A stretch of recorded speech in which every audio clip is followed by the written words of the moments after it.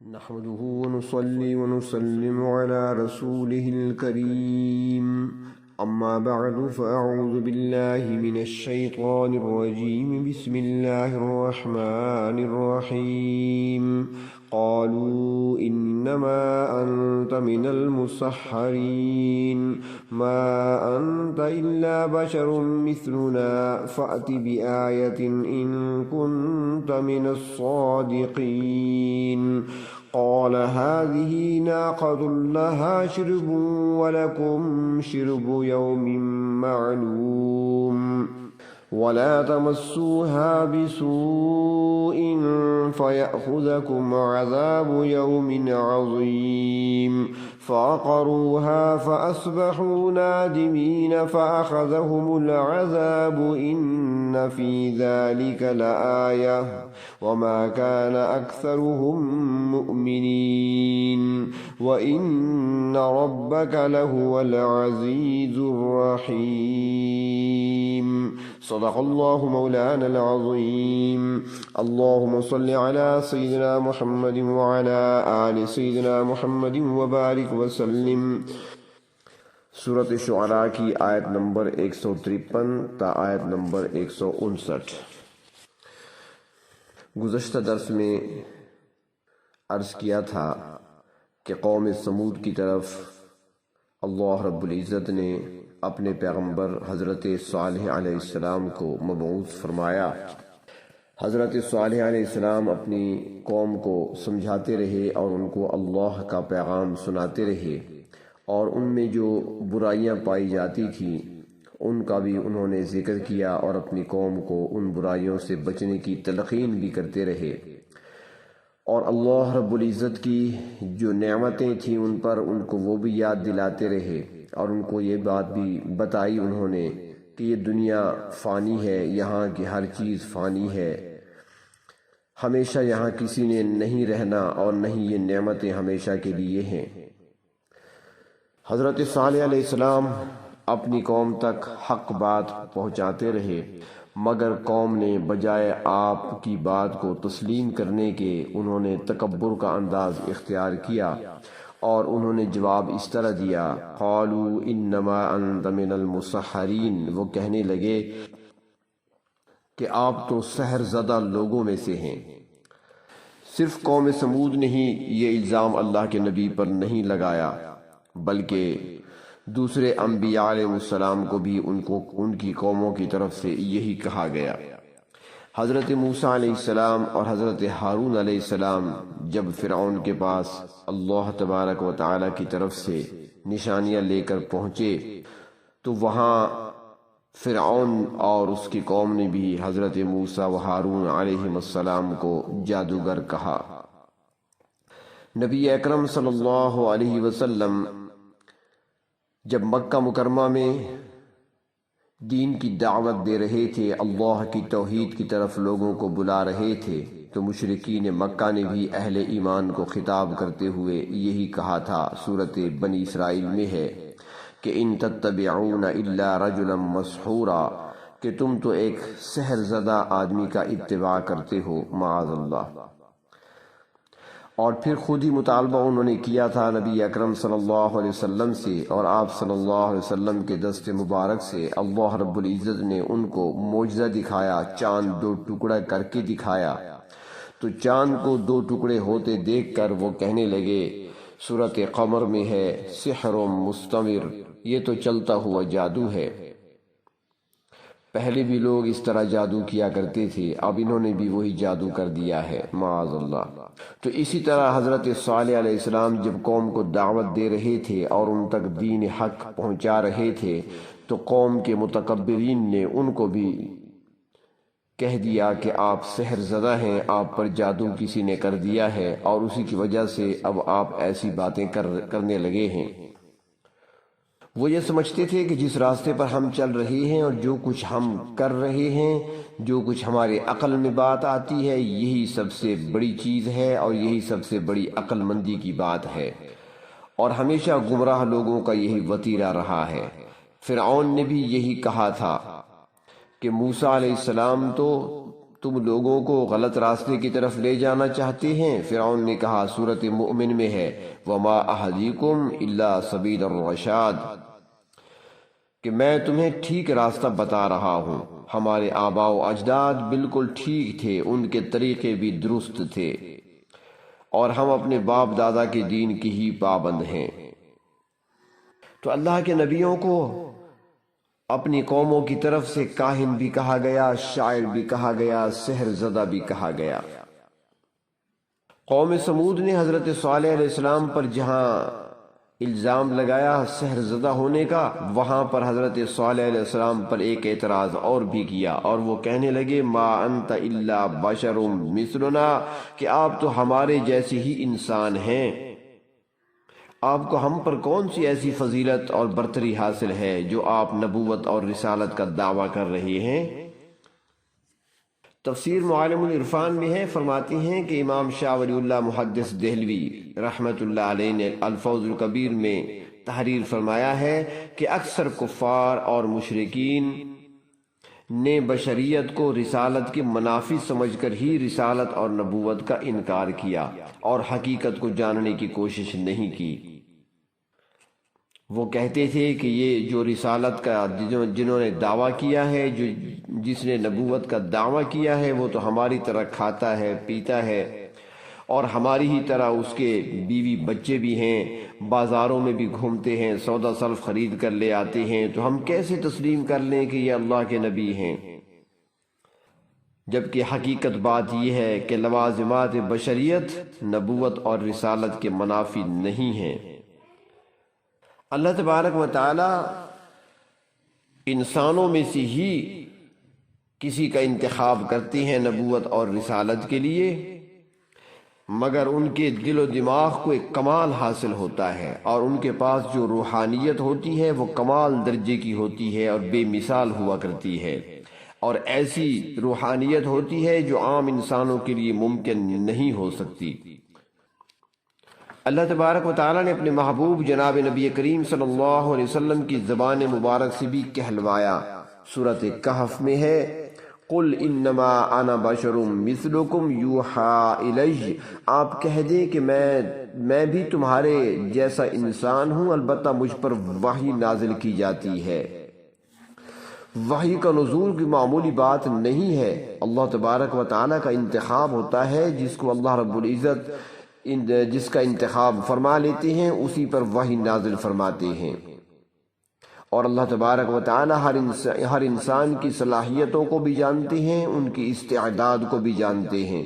اللہ تبارک و تعالی خوب جانتے ہیں کہ رسالت کے منصب کے لیے کون سا انسان بہتر ہے۔ لوگوں نے تو صرف ظاہری صورت کو ہی دیکھا ہے، اور عام انسان ظاہری صورت کو ہی دیکھ سکتا ہے۔ مشرکین مکہ کہا کرتے تھے کہ ہم ابو طالب کے یتیم بھتیجے کو کیسے رسول تسلیم کر لیں؟ سورۃ زخرف میں ہے، وہ کہتے تھے، لولا نزل هذا القرآن على رجل من القريتين عظیم، یہ قرآن مکے اور طائف کی بستیوں میں سے کسی صاحب حیثیت آدمی پر کیوں نہیں نازل کیا گیا؟ یہاں بڑے بڑے سردار موجود ہیں، بڑے بڑے یہاں پر عقل مند موجود ہیں، صاحب حیثیت لوگ موجود ہیں، اگر اللہ رب العزت نے کسی کو نبوت کے لیے چننا تھا، کسی کو نبی بنانا تھا، تو ان میں سے کسی کو نبی بنا دیتے۔ تو قوم سمود نے بھی حضرت صالح علیہ السلام کی نبوت کا انکار کیا ان کی بشریت کی بنا پر، اور پھر ساتھ یہ کہنے لگے، فَأْتِ بِآیَةٍ إِن كُنتَ مِنَ الصَّادِقِينَ، اگر آپ سچے ہیں تو کوئی نشانی پیش کریں، اور نشانی بھی ایسی ہونی چاہیے جس کا مطالبہ ہم خود کریں گے۔ چنانچہ وہ لوگ سنگ تراش تھے اور پتھروں کو گھڑ گھڑ کر ان سے چیزیں بنایا کرتے تھے، پتھروں کے ساتھ ان کا خاص ایک تعلق تھا، تو انہوں نے نشانی بھی ایسی طلب کی۔ وہ کہنے لگے کہ دیکھیں وہ سامنے بہت بڑی چٹان ہے، اس چٹان سے ایک اونٹنی نکال کر دکھائیں۔ اور اس موقع پر بہت سارے لوگ وہاں پر جمع تھے۔ حضرت صالح علیہ السلام نے وہاں پر نماز پڑھی اور اللہ رب العزت کی بارگاہ میں دعا کی۔ چنانچہ ان تمام لوگوں کے سامنے چٹان پھٹی اور اس میں سے اونٹنی پیدا ہوئی، اور پھر اس اونٹنی نے وہیں پر ان کے سامنے بچہ بھی جنا۔ یہ اونٹنی کوئی چھوٹی اونٹنی نہیں تھی بلکہ لمبی چوڑی اونٹنی تھی۔ صحابی پیغمبر صلی اللہ علیہ وسلم حضرت ابو موسیٰ اشعری رضی اللہ تعالیٰ عنہ کی روایت میں آتا ہے، وہ فرماتے ہیں کہ میں نے وہ مقام دیکھا ہے جس جگہ حضرت صالح علیہ السلام کی اونٹنی بیٹھا کرتی تھی۔ وہ فرماتے ہیں کہ یہ جگہ 90 مربع فٹ ہے۔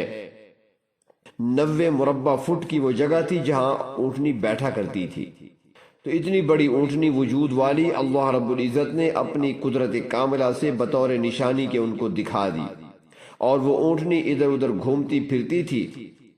دوسرے جانور اس اونٹنی کی شکل و صورت کو، اس کی جسامت کو، اس کے قد کاٹ کو دیکھ کر اس سے گھبراتے تھے۔ تو جب وہ اونٹنی چٹان سے برآمد ہو گئی تو اللہ تبارک و تعالیٰ کا حکم بھی ساتھ آیا۔ فرمایا قال ھذہ ناقہ،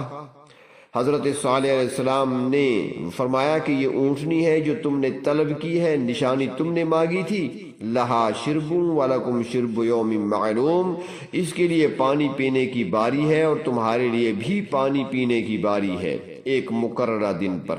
یعنی ایک دن چشمے سے یہ اونٹنی پانی پیا کرے گی اور دوسرے دن تم اپنے جانوروں کو سیراب کیا کرو گے۔ چنانچہ دن مقرر کر لیے گئے، ایک دن اکیلی اونٹنی پانی پیتی تھی اور دوسرے دن باقی جانور، اور یہی پھر سلسلہ چلتا رہا کچھ عرصے تک، یہاں تک کہ بعض لوگوں کو بعد میں یہ خیال پیدا ہوا کہ یہ اونٹنی تو ہمارے لیے ایک پریشانی کا باعث بن چکی ہے، اس اونٹنی کو دیکھ کر ہمارے جانور ڈر جاتے ہیں اور پھر یہ ایک دن اکیلی سارا پانی پی جاتی ہے، لہٰذا اس اونٹنی سے چھٹکارا حاصل کرنا چاہیے۔ حضرت صالح علیہ السلام نے لوگوں کو خبردار کر دیا، وَلَا تَمَسُّوهَا بِسُوءٍ، لوگوں اس اونٹنی کو برائی کے ساتھ مت چھونا، اس کو بری نیت سے ہاتھ نہ لگانا، نہ اس کو زخمی کرنا، اگر ایسا کرو گے فَيَأْخُذَكُمْ عَذَابُ يَوْمٍ عَظِيمٍ، تو تم کو بڑے دن کا عذاب پکڑ لے گا، اللہ رب العزت کی پکڑ میں آ جاؤ گے، گرفت میں آ جاؤ گے۔ تو حضرت صالح علیہ السلام نے قوم کو خبردار کر دیا کہ اس اونٹنی کے ساتھ زیادتی نہ کرنا، کہیں ایسا نہ ہو کہ اللہ کے عذاب میں مبتلا ہو جاؤ۔ سورۃ النمل میں آتا ہے کہ وَكَانَ فِي الْمَدِينَةِ تِسْعَةُ رَهْطٍ يُفْسِدُونَ فِي الْأَرْضِ وَلَا يُصْلِحُونَ، کہ شہر میں غنڈے قسم کے 9 آدمی تھے جن کا کام ہی فتنہ اور فساد کا بازار گرم کرنا تھا، اور وہ معاشرے میں اصلاح نہیں چاہتے تھے۔ مفسرین کرام لکھتے ہیں کہ ان میں سے سرکردہ آدمی جو تھا وہ کدار بن سالف تھا۔ تو اس اونٹنی کو جو کہ نشانی کے طور پر اللہ رب العزت نے عطا فرمائی تھی، معجزاتی اونٹنی تھی، اس کو راستے سے ہٹانے کے لیے ان 9 بدماشوں کی خدمات حاصل کی گئیں۔ شہر میں ایک عورت رہتی تھی جس کی کئی جوان بیٹیاں بھی تھیں، اور اس کے پاس بہت ساری بھیڑ بکریاں بھی تھیں، اور اس عورت کو بھی ذرا دقت پیش آ رہی تھی بکریوں کو پانی پلانے کے لیے، کیونکہ ایک دن اونٹنی کے لیے مقرر تھا اور دوسرے دن اسے پانی پلانا پڑتا تھا۔ تو اس عورت نے قدار بن سالف سے بات یہ طے کر لی کہ اگر قدار وہ اس اونٹنی کو قتل کر دے تو وہ عورت اپنی بیٹی کا نکاح اس کے ساتھ کر دے گی۔ چنانچہ قدار نے اپنے باقی جو ساتھی تھے بدماش قسم کے، ان سے مشورہ کیا، اور پھر وہ اس جگہ راستے میں ایک درے میں چھپ کر بیٹھ گئے جہاں سے اونٹنی نے گزرنا ہوتا تھا۔ تو جو ہی وہ اونٹنی وہاں سے گزری فَعَقَرُوهَا، تو انہوں نے اس کے پاؤں کاٹ ڈالے۔ جب اونٹنی گر پڑی تو تمام ساتھیوں نے مل کر اس کے ٹکڑے ٹکڑے کر دیے۔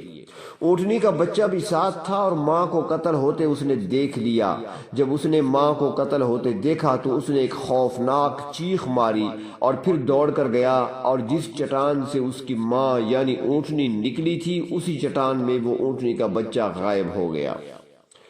اونٹنی کے قتل ہو جانے پر حضرت صالح علیہ السلام نے اپنے قوم کو سخت سرزنش فرمائی اور ان کو بتایا کہ اب عذاب تم پہ آنے والا ہے۔ حضرت صالح علیہ السلام نے فرمایا کہ تمہیں 3 دن کی مہلت دی گئی ہے، اس کے بعد تم پر سخت عذاب آنے والا ہے۔ یہ جان کر فَأَصْبَحُوا نَادِمِينَ، قوم کے لوگ سخت پشیمان ہوئے کہ وہ کیا کر بیٹھے ہیں، مگر یہ پشیمانی ان کی توبہ والی پشیمانی نہیں تھی، بلکہ غلط کام کرنے پر صرف ندامت ہو رہی تھی، اور ان کا تکبر، ان کا فخر، ان کی اکڑ اپنی جگہ پر قائم تھی۔ یعنی وہ ایمان لانے کے لیے، حضرت صالح علیہ السلام کی بات تسلیم کرنے کے لیے تیار نہیں تھے۔ تو جب 3 دن گزر گئے، فَأَخَذَهُمُ الْعَذَابُ، تو ان کو عذاب نے آ پکڑا، نیچے سے زلزلہ آیا اور اوپر سے سخت قسم کی چیخ سنائی دی، جس سے اس قوم کے 1700 شہر اور قصبات ملیا میٹ ہو گئے۔ 1700 شہر ایک ہی لمحے میں سارے کے سارے ڈھیر ہو کر رہ گئے۔ زلزلے سے ان کی عمارتیں تباہ ہو گئیں، کچھ لوگ ان کے نیچے دب کر مر گئے، اور جو باقی تھے چیخ کی وجہ سے ان کے جگر پھٹ گئے، اور ساری کی ساری قوم ہلاک ہو گئی، سوائے ان افراد کے جن کی تعداد مفسرین کرام نے 400 کے قریب لکھی ہے، وہی باقی بچے، اور یہ وہ تھے جو حضرت صالح علیہ السلام پر ایمان لا چکے تھے۔ چنانچہ ان کو حکم ہوا کہ وہاں سے چلے جائیں۔ حضرت صالح علیہ السلام اہل ایمان کو لے کر اس اجڑے ہوئے شہر سے نکل گئے۔ حضرت صالح علیہ السلام کی قوم کا واقعہ بیان کرتے ہوئے اللہ تبارک و تعالی نے